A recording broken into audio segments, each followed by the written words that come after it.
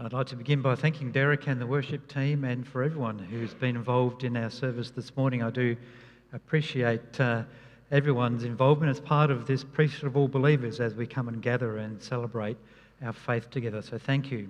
A big welcome to all those who are watching online this morning as well. I hope you feel a part of this fellowship, this community of faith here at Caloundra, which I feel very privileged to share with. Our God is a missionary God. The very heart of God is a missionary heart. God's very presence within the world is one of reaching out and searching for those who are lost. The nature of God is to come towards those who have disobeyed or who are lonely or who are broken. And we read this at the very beginning of our scriptures. Even in Genesis chapter 3, our first reading is recognising this sense that even in the beginning of the world, when God made humanity, Adam and Eve, and wanted and longed to be in relationship with them, that when Adam and Eve made that choice to disobey and broke that relationship, and they hid from God. They hid amongst the garden, and then when they heard God walking through the garden, they were so ashamed of what they'd done that they didn't want God to see. But the missionary heart of God went looking for them. And this verse recognises this sense of God walking in the cool of the evening, searching for them and calling out, "Where are you? Where are you?" Now, of course, they needed to face the consequences of the decisions they'd made and their disobedience, but it was with a broken heart that God recognised that there had been a separation. Nevertheless, God's missionary heart was one of wanting to come towards and look for us. So our missionary God is continuing to be present in the world, and we see this continually through the story of Scriptures where God was wanting to, with his people Israel, restore them and bring them back to a right relationship. And we see the encounters of God through the kings and the prophets calling out and begging for people to come back to God, to be back in fellowship and love. And through sometimes quite challenging and disastrous experiences, God just never gave up, continuing to call and walk and talk, saying, "Where are you? I want you back." Now this became most clear and most fulfilled in the person of Jesus. God's missionary heart became so full and became so enfleshed that God's presence became real with the person of Jesus, his own son. The missionary heart of God put into practice. And as we see of Jesus walking and talking and engaging with people, calling them back continually, "You're lost, you're broken, you're hurt, I want you back." And there was that engagement in that physical sense, and as we'll see in our reading from Luke, but there was also that spiritual reconnection, which only became fulfilled and complete in Jesus' atoning death and resurrection. But what is important is that the missionary heart of God expressed through Jesus was expressed in its most holistic way. Now, I understand from Pastor Peter that the theme for this year in the church is fit for purpose. And over the last number of weeks, you've been particularly looking at the great commandment, to love God with all your heart, mind, strength and soul, and to love others as you love yourself. I understand you've been particularly focusing on what it means to love God with everything that you have and to be thinking about what it means to love yourself. For this morning, I'm particularly looking at what it means to love others. Now, this loving of others is because God has first loved us. We are invited to become part of the mission of God, the Missio Dei in Latin, which is really just saying that it is not our mission, this is not even our church. This is God's mission and this is God's church. We are invited to be a part of this missionary heart of God, so our response to the enormous love and generous healing of God is to express that to others. It's a natural thing. But it's also something that is as holistic as the ministry of Jesus. When the disciples from John the Baptist went to speak to Jesus to ask, how do we know if you're the one? Then the answer was interesting. It wasn't just, Jesus could have said, well, have you listened to my sermons? Have you listened to Sermon on the Mount? Have you felt that spiritual difference? Jesus' answer is actually much more practical. The signs of the missionary heart of God being expressed through me as Son of God can be seen in very tangible ways.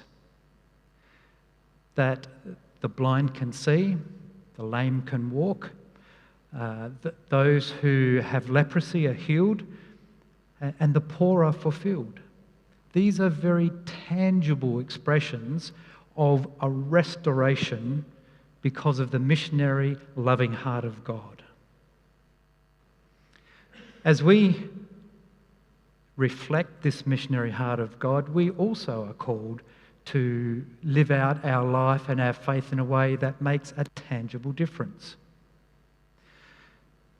As the early church, as the disciples first started to get their heads around the fact that Jesus was no longer with them in a physical way, they gathered together in an upper room, and we read in Acts chapter 2 how they gathered within their grief to understand what next. How do we respond now to the missionary heart of God without Jesus with us? And so they came together in that upper room, and it was the filling of the Holy Spirit which moved into that room and filled them in a way which changed them and transformed them. Now, the expression we see of the early church as they came together with this new sense of hope and purpose may seem idealistic now. Selling all their goods and giving to those in need, but coming together daily in prayer, in breaking the bread and building the fellowship.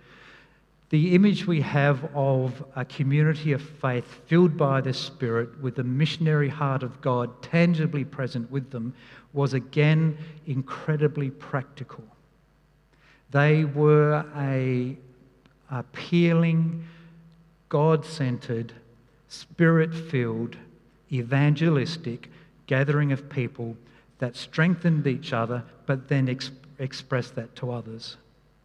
This gathering together and selling of their possessions to help others may seem quite challenging, and I'm pretty sure it's not meant to be as a direction for us today. But it's that sense of a missionary heart of giving of ourselves without limitation, which is this idealistic sense of the early Christians. Now, for Churches of Christ as a movement, we began in the early 1800s, particularly in the frontiers of the United States, but also in the UK, with, again, this fervour of what does it mean to be a missionary movement of the people of God. It had become clear that the inherited faith and the religion that people had brought with them from Europe to the new land was actually getting in the way of being authentic Christians. And they recognised that the artificial demands and regulations from their national churches were meaning that the division and the intolerance was preventing the missionary heart of God from changing people's lives. So they said, enough. No more denominations. Let's just be Christians. Let's be simple. We're not the only Christians. We're Christians only. Rather than having creeds or tests of faith that we need to engage with people, and if they don't get the answer quite right, then they're not in, there is no creed but Christ. And so in order to strip away what is artificial, let's return to the principles of the New Testament. Let's really understand what it says in our scriptures to be the people of God. So where the Bible speaks, we'll speak. But where the Bible is silent, will remain silent. But in all things, tolerance and love. This simple Christianity, not simplistic, but simple Christianity, was part of who we were as churches of Christ. Christians only, gathering people together, responding to the missionary heart of God in its most authentic and simple way possible to love others. So we continue today as churches of Christ as a movement, probably move beyond the aspirations of being simple Christians to our own denomination, but again with this heart of wanting to be faithful to God. So how are we going? Like my kids say in the back of the car, are we there yet? Well, we're getting close. How are we responding as churches of Christ or as faithful Christians in this congregation and beyond to the missionary heart of God? If John the Baptist were to send disciples to us today and ask, well, how do we know if you are representing the one who has come? What signs, what expressions of the missionary heart of God can we see? Well, collectively in Churches of Christ in Queensland, we have 65 churches who are living out their faith as authentically as they can in their local areas, including here in Caloundra. Collectively in Churches of Christ, we provide care and love and service to over 10,000 people in different care services. In our aged care facilities, we have close to 2,000 senior people living in our loving care homes, where we provide care for them in as dignified and compassionate way as possible. We're Queensland's largest foster care provider, with over a quarter of all young people with child protection orders living with foster carers through Churches of Christ. We have 12,000 people that we care for with home care, what we used to call district nursing. We have over 2,000 people living in social or affordable housing units that we manage and care for them. We have retirement living villages. We have our child protection services in residential houses, collectively gathering together into tens of thousands of Queenslanders that Churches of Christ, you and I, are caring for. So collectively, we're actually doing a pretty good job. The compassionate care that we provide each and every single day, and I can guarantee it's with a loving heart, expressing the missionary heart of God through our leadership.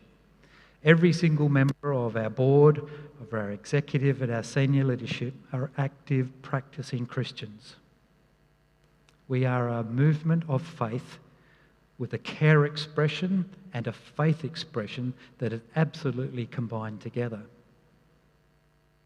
And the way we combine together, I think, is probably really well seen through this particular church. I'd like to paint a picture of you, and it's a true picture of an experience that we deal with pretty well every single week in the child protection area. If you can imagine a young child, let's say it's a young girl, whose family situation is terrible. She's living with abuse and trauma. She lives in a home which is unsafe for her. The parents or the adults that come through her life are dysfunctional, may be affected by drugs or alcohol. They're either not engaging with her or they're actually hurting her. One day she heads off to school. She doesn't have a school bag, doesn't have any lunch, but gets to school, goes to class, struggles in class because of all the stuff that's in her life. And during the day, a bit after lunch, a messenger comes down from the principal's office for her to come up to the principal's office. She gets into the principal's office and there's a police officer and a child protection worker. And they say, you won't be going back home tonight. You're actually coming with us. And so they take this young girl to a child safety service office. And at that office, they give us a call, Churches of Christ, to ask whether we have any foster carers that might be available to look after this young girl because she can't go home. And so our office receives the call, we go through our procedures, we look to see if there's any foster carers in the region that have availability, and praise God, there's a loving family with a large and missionary heart who says, yes, we've got a spare room, we'd love to take her. Our child protection worker comes to the office. On the way, she's from our storeroom, grabbed a small suitcase with a whole lot of goods and clothes in it that have been pre-packed for a young girl around 10. And we've got a storeroom full of these different bags. They also grab a quilt that's been sewn by the Caloundra Church of Christ quilting group. They take this bag, they take this quilt, they go to the child protection office and pick up this young girl and say, hello, my name's Sally, and we're going to find a loving home for you. And she takes the young girl to the foster care family and spends time with them and gives her the suitcase and gives her the quilt. And on the back of the quilt is a little sign that says, now is Norma here this morning? There you are. What does it say?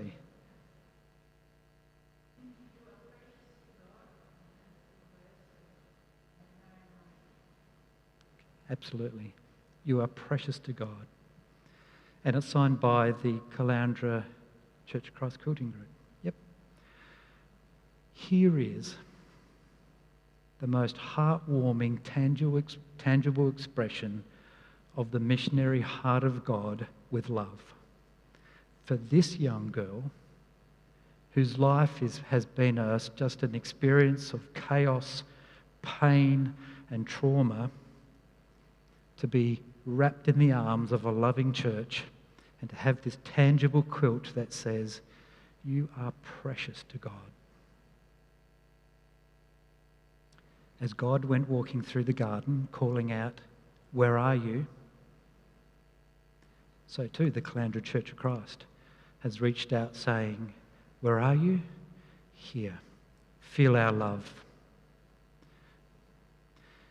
We are all called to respond to the missionary heart of God in whatever way we can. It can be in the big things through our movement. It can be in the small things like our quilting group. And it can be in the really personal things, as in your engagement each and every day in the community that you live in. As you walk down the shops for a coffee, or you're walking your dog along the beach, however you engage in the community around you in this place, you are representing God walking through the garden calling out, where are you? To be looking for those who are ashamed and lonely, hurting and distant from God. Because by doing that, by being out there and looking and restoring people to new relationship with God, you're doing exactly as John the Baptist is asking. You're representing the loving heart of God through tangible expressions of change. It is the Holy Spirit, as part of God's mission, which convicts the hearts of people to be restored to God, but it's for us that tangible way of being who we are as God's children. May I encourage each and every one of you through this church and through your daily lives to feel a part of this missionary heart of God. To not overcomplicate it, but to respond as naturally and as carefully as you can to God's love for you. Will you pray with me?